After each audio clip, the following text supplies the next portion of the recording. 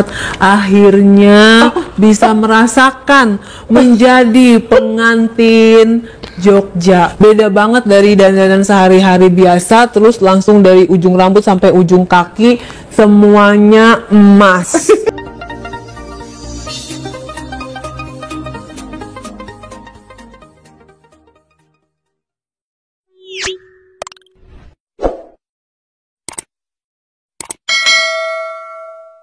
Jadi aku manggilnya tuh Teteh karena emang kita udah deket. Aku manggil Mei.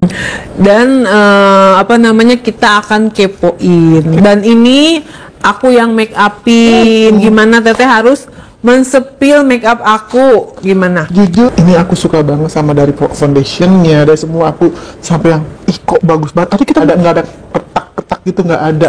Aku suka banget jujur. Dan terlihat simpel cara make upnya, tapi jujur ya, muka aku ini lagi agak sedikit ngatek-ngatek, tapi luar biasa nggak kelihatan loh. Itu yang keren. Oh ternyata seperti ini loh pengantin Jawa. Tapi cantik banget. Makasih Nek. Iya. Sama kayak kamu dong. Jadi aku sekarang gak kalah sama Ray Utami dia. Salamannya gimana? Iya. Menerima tamu ya. Pernikahan sebelumnya pakai apa sih? Adat apa sih? Aku kan nggak ini. Waktu pertama. yang pertama itu kan gayanya kita gotik ya. Oh, yang kedua Sunda bukan? Yang pakai putih-putih deh kayaknya ya.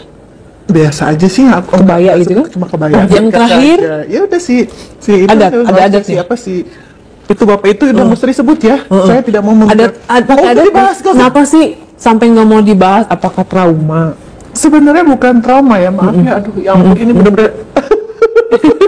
Nah, aku mau nanya kenapa gak mau dibahas, maksudnya karena trauma atau gimana? Dibilang trauma kan aku punya masa lalu yang menurut aku tuh yang orang juga banyak tahu dipikirnya Kalina tuh suka gonta-ganti atau apa. Aku lebih banyak untuk introspeksi diri aku dulu, untuk lebih mengenal siapa diri aku, aku mau memaafkan diri aku. Nah, ini aku nanya lagi, tapi bukan pertanyaan aku. Mewakili netizen yang selalu bertanya, kalau aku kan udah tahu Teteh ya. Katanya Kalina itu tipikal orang yang gampang jatuh cinta. Aku tuh tipe yang satu gitu, kayak pakai kacamata kuda gitu. Jadi kalau misalnya orang bilang kata Kalina tuh bucin, ya selama aku bucin sama pasangan aku, kenapa? Ya nggak sih gitu. Wajar kan. Jadi ya salahnya dengan aku bucin gimana? Sebenarnya kalau dibilang gampang jatuh cinta, bukan gampang jatuh cinta sih sebenarnya. Kalau jujur saat ini kalau ditanya Kalina cinta itu apa, aku juga sampai saat ini masih belum tahu cinta itu apa. Gitu. Jadi kalau dibilang gampang jatuh cinta, aku bilangnya sih aku lebih menyayangi pasangan aku kan. Mendapatkan pasangan ya udah aku fokus ke satu orang. Tuh. Oh, mungkin maksudnya netizen itu dari misalnya abis selesai ini satu ya transisinya kayak cepet gitu. Untuk sekarang biasanya cowok-cowok ini pada ngedekatin PDKT sama Kalina pakai pendekatan seperti apa sih?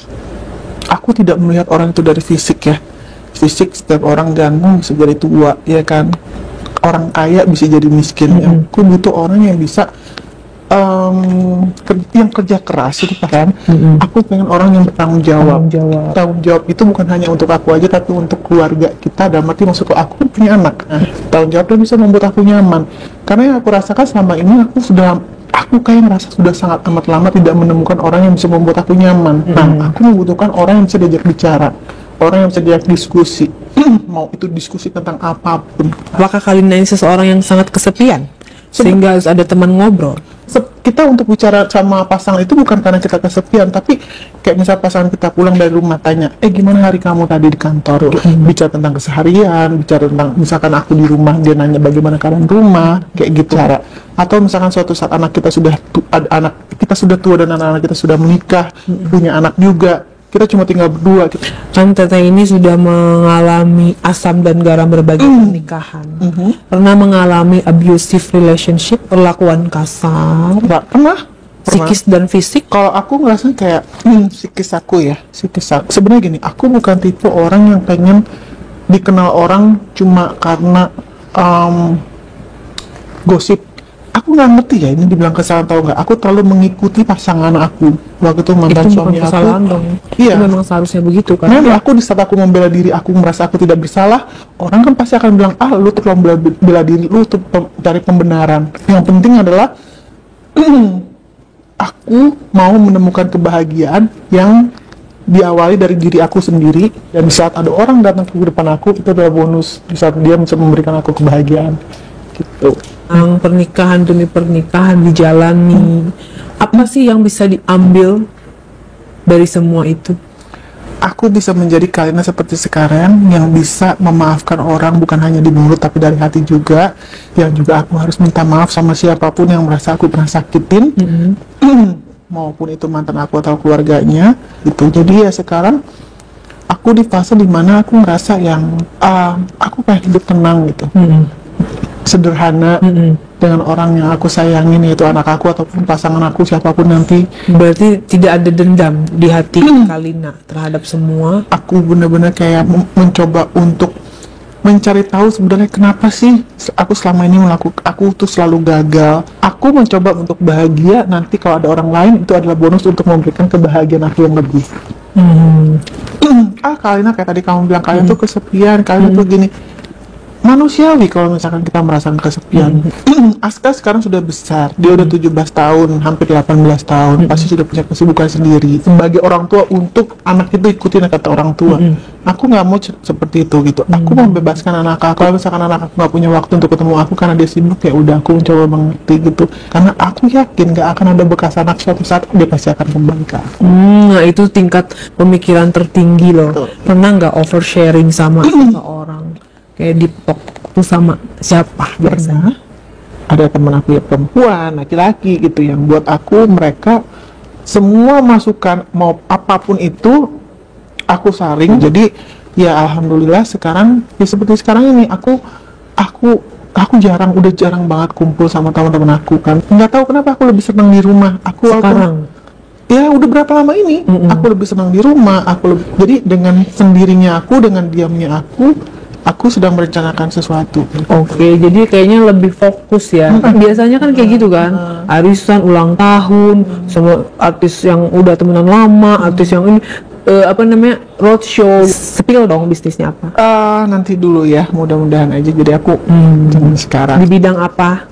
Kecantikan juga. Tapi bisa dalam 1 minggu aku paling cuma 1 kali keluar kayak gitu, 2 kali. Ya itu wajar lah ya kalau misalnya kayak gitu menurut aku. Aku nggak tahu kenapa ya. Apalagi kalau misalkan kalau udah di rumah tuh yang seneng aja udah. Jadi kalau ditanya lu ngapain di rumah, ya di rumah gue bisa beberes rumah, gue bisa main sama anak bulu gue bisa ngapain, gue bisa ini, gue bisa mikirin sesuatu. Berarti tetap akan menikah lagi. Ada seseorang yang suatu saat nanti dipertemukan sama aku yang bisa menjadi pendamping aku, dan aku berharap itu adalah menjadi yang terakhir. Mantan terindah? Aku nggak mau sebut. Apa arti seorang Aska bagi Kalina? Buat aku Aska segalanya. Cinta itu Aska. Aku sudah banyak salah sama Aska. Menurut aku mencoba untuk mengikuti apa yang dia mau. Yang dia mau apa yang nanti dia bilang iya atau enggak gitu. Dan mama aku udah nggak ada. Papa aku pasti yang papa aku dan mama sambung aku tuh, mereka yang penting bisa buat aku bahagia, ya udah. Aku udah coba yang baik, nggak usah yang terbaik deh, aku coba yang baik. Tapi kegagalan itu kan bukan karena dari pihak aku. Seberapa penting dan seberapa dekat dengan Aska? Dia adalah bagian dari hidup aku. Dan seberapa dekatnya sama Aska jarang ketemu, tapi bukan berarti itu mengurangi rasa cinta aku sama dia. Aku telepon Aska, nanya kabar Aska, kegiatan dia, udah gitu. Pernah nggak Aska misalnya bilang duluan, "Ma, aku kangen," gitu, maksudnya apa kabar? Waktu itu dia nanya, kalau mama lagi pacaran sama siapa? Waktu itu emang aku lagi nggak sama siapa-siapa. Ya aku bilang ya mama nggak punya pasangan. Aku sempet lihat di Instagram papa kalian teteh lagi sakit ya. Itu sakit apa? Itu serangan jantung papa tuh.